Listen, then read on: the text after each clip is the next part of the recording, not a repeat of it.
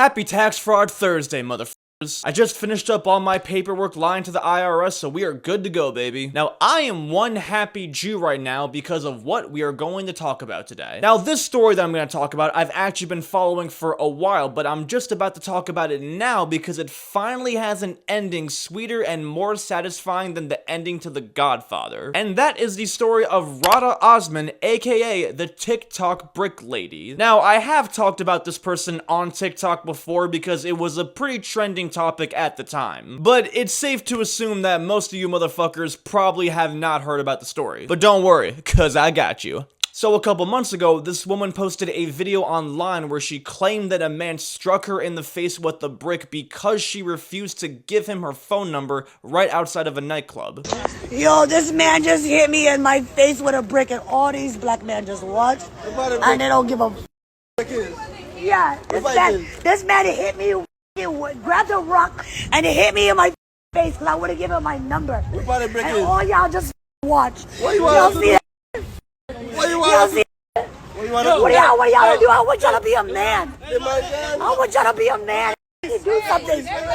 Y'all gonna let a man hit me in my face. In the video, she's like crying hysterically and yelling at everybody around her because they all just watched the whole thing unfold and did nothing about it. Now, this video went pretty viral and a lot of people felt bad for her because that's a really shitty thing to happen to someone. She then posted another video of her in the hospital crying hysterically again over the entire incident. What have I ever done to anybody in my life to deserve this?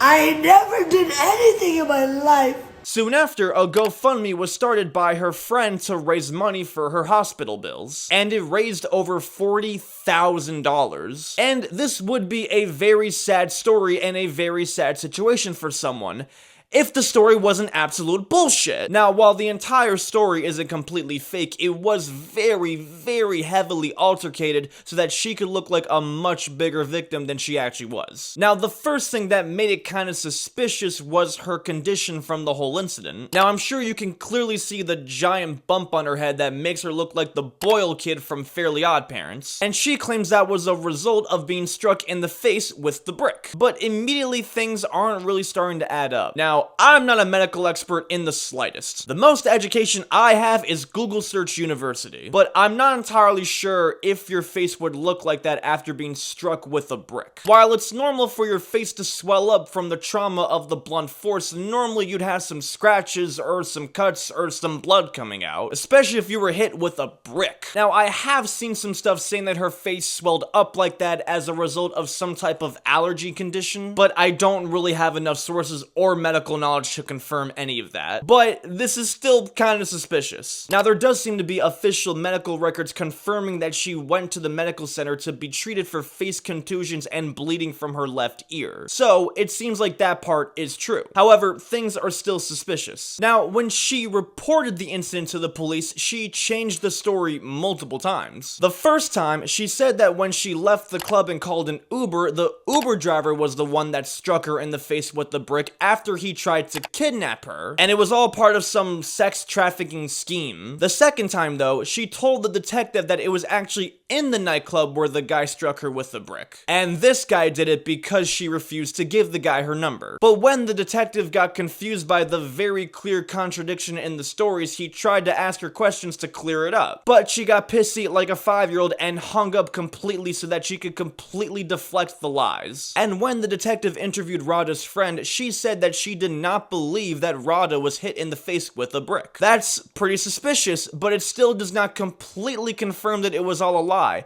However, the security footage does, because the security footage that captured the whole thing tells a completely different story. From the footage, Rada, her friend, and a guy get into a car, most likely the Uber that she called. All three of them get out of the car, Rada and the man get into an argument, and then Rada hits him with an object, and then he hits her back with a plastic water bottle. Now, the footage is not available to the public, but that is what the detective officially reported. And considering he gets absolutely absolutely nothing for lying, it's safe to say that what he is saying is true. So based on all of the things that we have seen, it is safe to say that this woman is completely lying. Yes, she was hit and injured, but not nearly as bad as she described it to be. Being hit with a brick and being hit with a plastic water bottle are two very different things here. I'd much rather be hit with a plastic water bottle 10 times before being hit with a brick, even if it was full of water. And on top of it all, she was the one who hit the man in the face in the first place. And listen, if you really hit someone in the face with an object, you better expect to be hit back. You can't complain when someone does the exact same thing back to you. It's simply what you asked for. Now, whether being hit with the plastic water bottle was able to cause that giant bruise, I'm really not sure, to be honest. But clearly, this woman can't be trusted with anything she says because she's told like 1,000 different versions of this story. Now, I don't really have much of an issue with the story simply just being a lie. People telling fake stories or heavily exaggerating them for views is as old as the internet itself. Most of the dramatic stories that I see online are like just as believable as the elementary school kids who lie about Optimus Prime being their best friend or sleeping with 1,000 girls the last night. You kinda have to take it with a grain of salt. However, it was the fact that she lied to try and get people to donate money to her is what I have a problem with. That's deception, and it completely crosses the line. Making up some shit just to get some views and clicks is one thing. Lying about an event so that you can make people feel bad for you so that they donate the money that they worked hard for is fucked up. Because those people donated with genuine good intentions. And while it was her friend that started the GoFundMe, it seemed like as if she didn't have an issue accepting the money. It's not like she stopped people from donating. She knew that the GoFundMe was extremely deceptive, but she let people donate to it anyway. Again, deception. She knew what she was doing. That's a scam. And believe it or not, this is not her first time doing this. She's a cowgirl, and this ain't her first rodeo. Because in 2020, 3 years ago, there was a GoFundMe set up for her after a security guard reportedly assaulted her. She claimed to have suffered face contusions, and it nearly raised $5,000. Huh.